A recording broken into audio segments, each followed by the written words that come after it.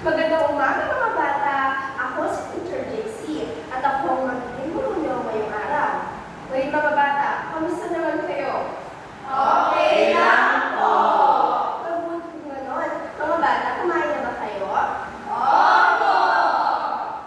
Mga bata, palagi tatandaan na dapat lagi tayo kumakain sa tamang oras para tayo ay may lakas at handang matuto. Ngayon mga bata, kung sinabi niyo sa akin na kayo ay kumain na, ibig sabihin ba nun ay handa na kayo matuto ngayong araw? Opo! Mabuti kung gano'n, mga bata. Ngayon mga bata, bago tayo inyong magsimula, ang araw natin ay umpisahan natin sa pagdarasal. Maaari bang tumayo ang lahat at gamitin yung presensya ng Panginoon? Ate, maaari mo ang kaunahan ng pagdarasal?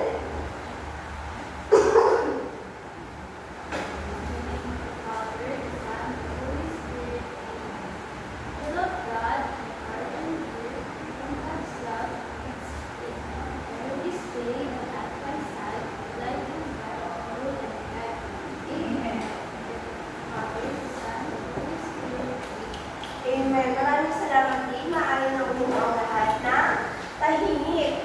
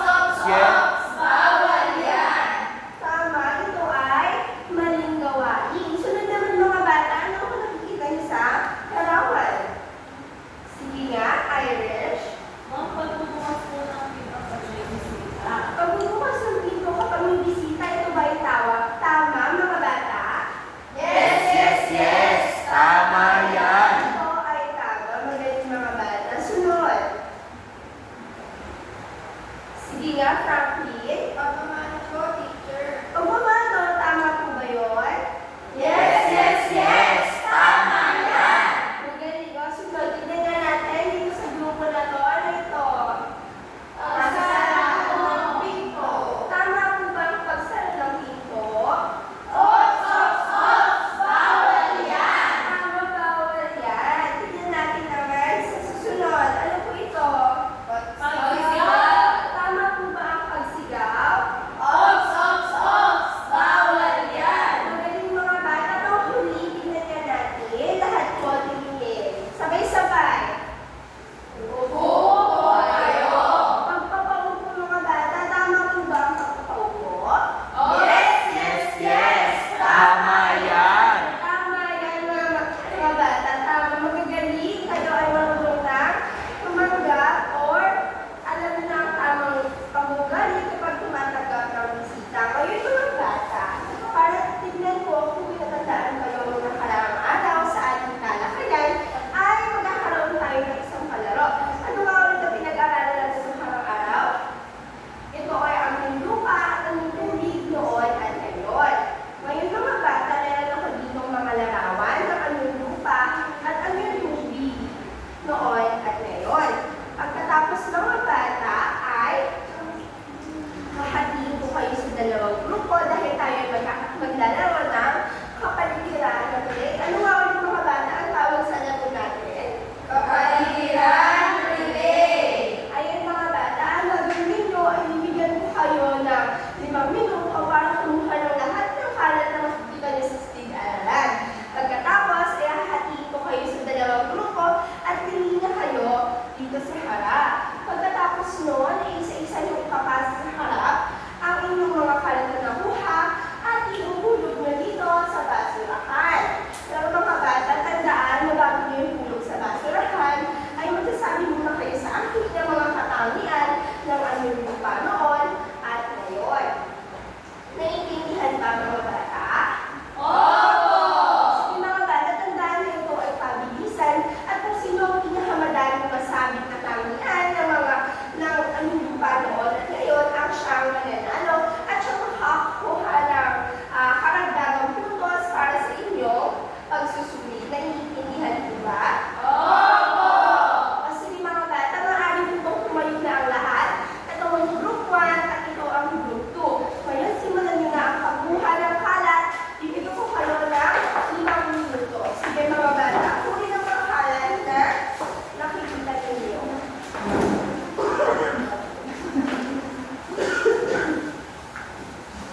Ayun mga bata, mas madami ang nakuha ninyo, mas malaki ang chance na kayo ay mananalo.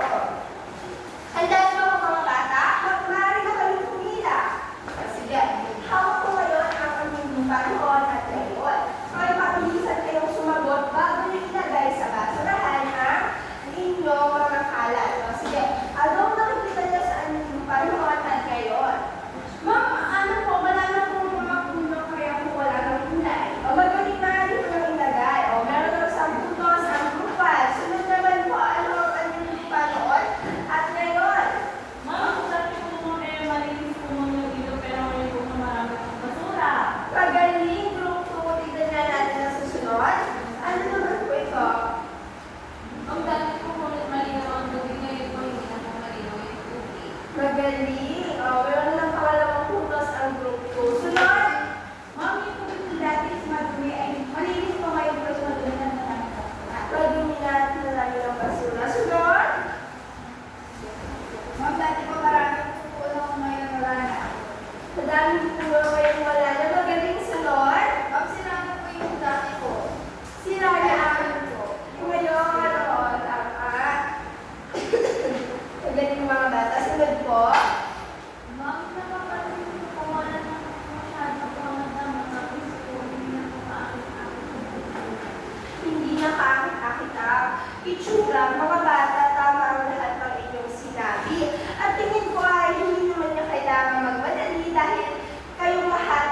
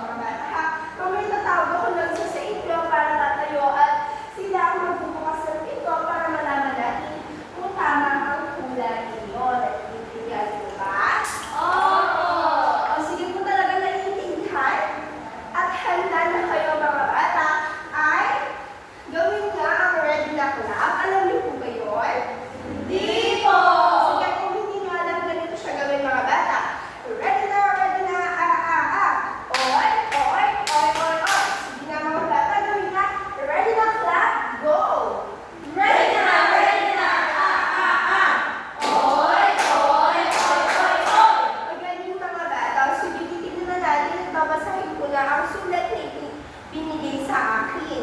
May mga bata sabay-sabay ng huhulaan kung sino ito at tatawag ako ng isa sa inyo para buksan ang pinto at tignan natin kung talagang tama ang hula nyo. Pagkatapos ay sasabihin nyo sa akin kung ano ang gagawin nyo kapag sila ang bisita na dumating sa inyong mga tahanan. O sige, simulan na natin. Unang sulat. Madalas ko siyang makita tuwing may hulaan. Minsan may dalang pasalubong galing probinsya at nakakasama mo tuwing kayo ay may reunion. Sino kaya yung mga bata? Sige nga, Melanie, ikaw nga. Ma'am, mga kamag-anak ko. Kamag-anak, tama kaya yung mga bata? Opo! Sige nga, Melanie, tignan nga natin kung saan mo ang pinto at tignan natin kung tama.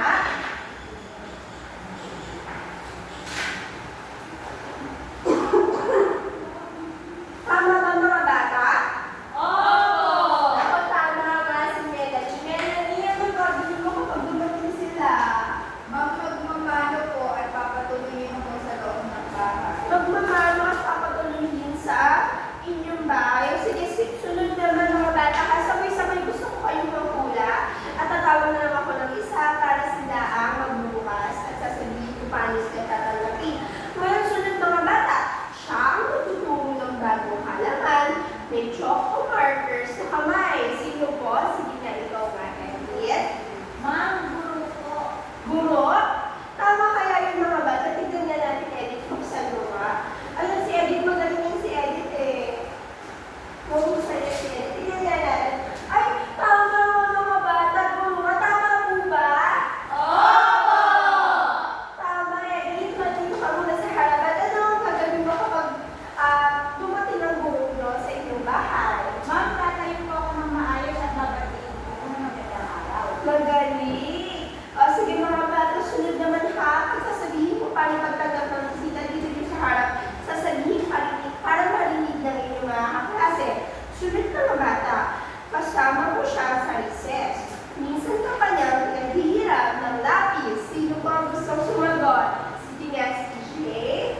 Mga kaklase po, kaklase, tignan nga natin kung tama buksan mo nga ang pintuan at sabihin sa akin kung ano ang hindi kapag dumating ang iyong kaklase. Tama po ba yan? Mga bata, tama po ba? Opo! Tama. Sunod mga bata. Ano ang gagawin ni CJ kapag dumating ang kaklase sa inyong bahay? Ma'am, papapasok ko, tapos papapasok na galing. Sige, susunod mga bata. Lagi siya kakwentuhan ng mama mo at malapit lang ang bahay ninyo sa kanila. Sige po kaya yung sige natin. Ma'am, kapit bahay po. Kapit bakit na nga natin kung tama iyon? Tama kaya yung mga bata? Tama po ba? Opo! Magaling mga bata. Di na ano pong gagawin niyo kapag dumating ang kapitbahay sa inyong bahay? Sa bahay, tapos sasabihin sa kanya at sa bahay. Antayin daw si mama. Tama po ba yun? Opo! Magaling mga bata. Kilala niyo ba kung sino yung bisita natin? Ano pong pangalan niya? Marites, tama. Magaling mga bata. Okay, susunod, panghuli natin bisita. Tignan natin kung kilala niyo ba talaga siya. At ano ang gagawin niyo kapag dumating siya? Handa naman kayo? Opo! Okay. Siya ang nagdadala ng order na online. Lagi siyang nakamotor. Sino kaya yung mga bata? Sige nga po siya. Ikaw nga. Delivery rider po. Delivery rider. Tama po kaya? Opo! Sige mga, sige Shane, natin mamuksan at tignan natin kung tama. At sabihin sa akin kung ano ang gagawin ko kapag dumating ang delivery rider. Ma'am, ang gagawin ko po ay bibigyan ko po siya ng tubig. Ibigyan ng tubig. Magaling, Shay. Lagi ka lang maupo. Ngayon mga bata, meron tayong iba't ibang klase ng bisita dito na dumating. Kayo ba ay natuwa? Opo! Magaling mga bata. Tingin ko ay talaga marunong na kayo tumanggap ng bisita at marunong na kayo sa mga gagawin ninyo kapag kayo ay may bisitang dumating sa inyong mga bahay. Kaya naman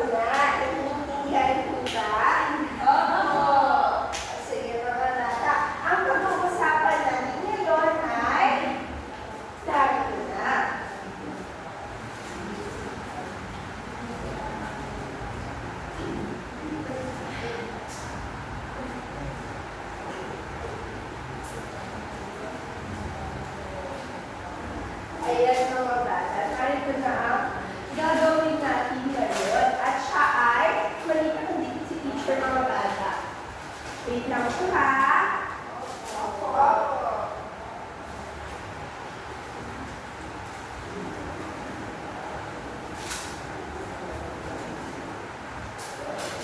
Ayan mga bata, ang pag-uusapan po natin at tatalakayin natin ngayon ay ang basahin nga po. Pagtanggap ng bisita. Pagtanggap ng bisita sa ating bahay. Yun po ang pag-uusapan natin at tatalakayin natin ngayong araw. Sige mga bata, maaari ba akong manghingi ng cake sa inyo? Opo. Mahingi nga po ako. Sige mga bata, ang gagawin natin ay pagtanggap ng bisita sa ating bahay. Meron tayong dalibang klase ng bisita. Meron tayong kamag-anak, kaibigan o hindi, kaibigan o kakilala at hindi kakilala. Naiintindihan po ba? Opo. Sige mga bata. Narito ang una natin klase ng bisita. Basahin niya po. Kamag-anak. Kamag-anak. Ano po ang mga halimbawa ng kamag-anak? Sige nga, Shay. Lolo-lola po. Lolo, lola, pwede rin tito, tita, naiintindihan po ba? Opo. Sige mga bata. Narito ang inyong mga hakbang sa pagtanggap ng bisita kapag kamag-anak ang dumating. Sige mga bata, basahin nga po una. Aluin ng mainom at makakain. Ayan mga bata, maaari niyo po silang alukin ng malinom o makakain. Tatlong niyo po sila, ano kung gusto niyo inumin? Juice, tubig, ano kung gusto niyo kainin? Ganun po mga bata, naiintindihan niyo ba? Opo. Magaling mga bata, sila naman natin ang susunod. Ano po kaya ito? Basahin ka? Mag-anak na patuloyin at paupuin sa loob ng bahay. Galang na patuloyin at paupuin sa loob ng bahay. Magaling yung mga bata. Maaari mo silang paupuin, bigyan mo sila ng upuan, at patutuloy mo sila sa inyong mga tahanan. Sige, susunod nga po, maaari po bang basahin ng sabay-sabay? Makipagkamustahan ng magalang at iwasan ang sensitibong usapan. Tama mga bata, makikipagkamustahan tayo ng magalang at iiwasan natin ang mga sensitibong usapan, kagaya ng mga patay, ng mga hindi magagandang usapan, sensitibong mga usapan. Sunod naman po mga bata, maaari po mabasahin ng sabay-sabay. Ihatid sa pintuan kapag magpapaalam na. Magaling mga bata, maaari nyo silang ihatid sa pintuan kapag sila ay magpapaalam na. Maaari nyo silang galing sa inyong mga gate or sa inyong mga pintuan. Naiintindihan nyo ba? Opo.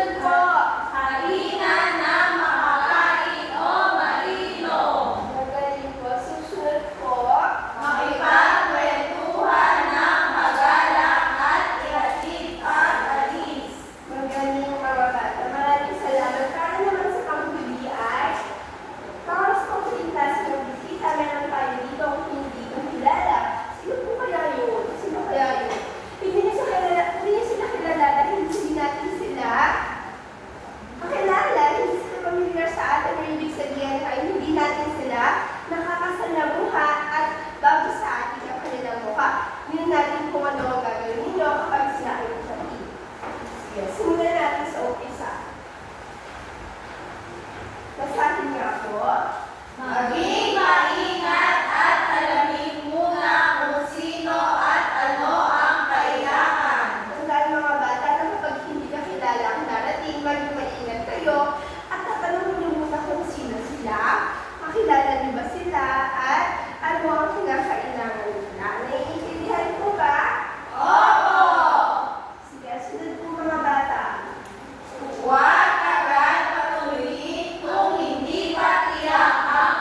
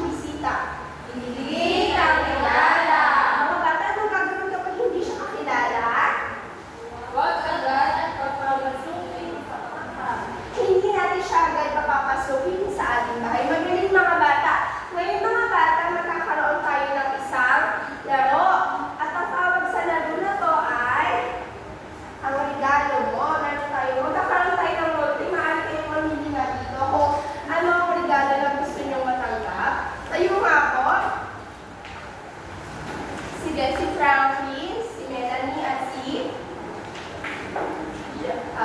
Shane. Sige, mamili nga ako.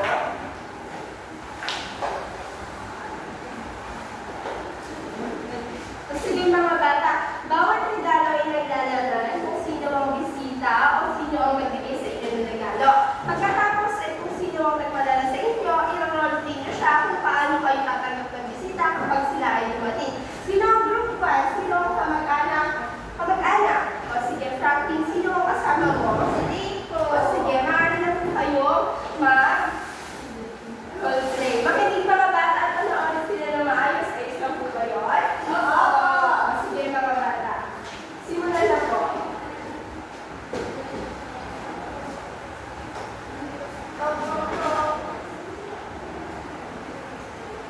Hello po, tita. Kamusta po kayo? Okay lang po. Basta po kayo, tita. Mabuti kayo, tita. Gusto niyo po ba ng pagkakain? Gusto niyo po ba ng cake? Pwede. Ito, sa cake lang po. Cake. Ako, tita, kain po tayo.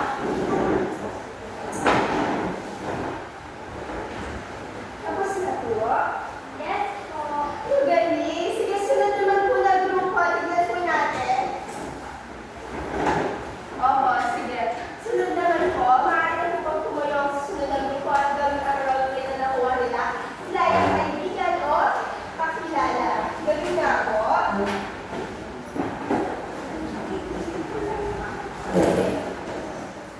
Meron lang po kayong 2 minuto para gawin ito. Maaari na kayo mag-simula.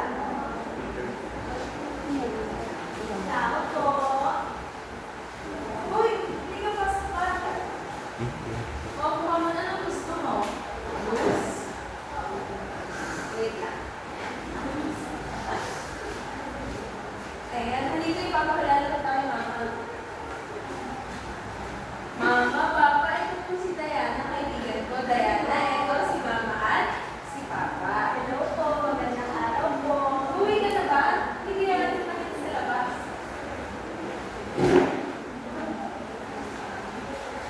Mama, kanya po. Ayan, magaling. Palakpakan na ako ang grupo. At para sa pagpuling grupo, ito ay gagawin ng roleplay, hindi kakilala. Gawin niya ako. O, sige, makinig at manood mga bata. Tao po. Sino po sila? Pwede po ba ako pumasok sa bahay niyo? Hindi po. Sino po ba kayo? Ay, kaibigan ako ng mama mo. Wala po si mama dito. Ay, Ay po ba kailangan kay mama? kakausapin mo lang sana. Mamaya ka naman po papalik eh. Ay, sige, babalik na naman ako mamaya. Mama po kayo po ba? Ay, ano ba? Marami na ba silang palakpakan? Magagaling sila.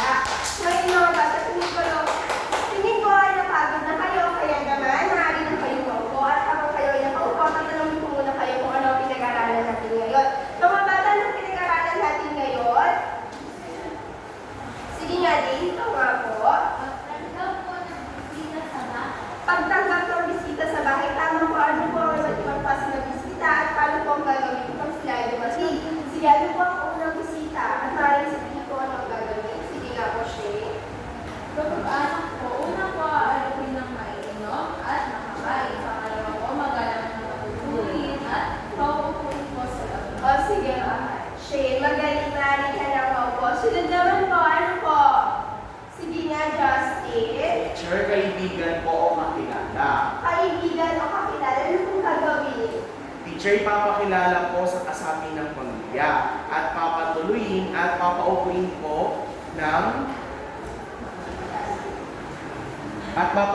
po at makipagkwento ng magalang at ihatid pagkatapos umalis. Magaling. Para sa panghuli po, ano gagawin? Sino po sila? Sige nga, Diana. Baka hindi po makilala.